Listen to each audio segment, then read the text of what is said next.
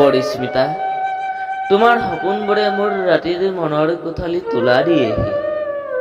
পৰিস্মিতা, তোমাৰ সপোন ভাজে ভাজে মোৰ কবিতাই আকাশ চুবলৈ যায় উৰি। মোৰ দিঠক মোৰ সপোনবোৰ তুমি নিবও নোৱাৰা। পৰিস্মিতা, মোৰ তীখাক ভাজে ভাজে বহুতো কবিতা লুকাই আছে।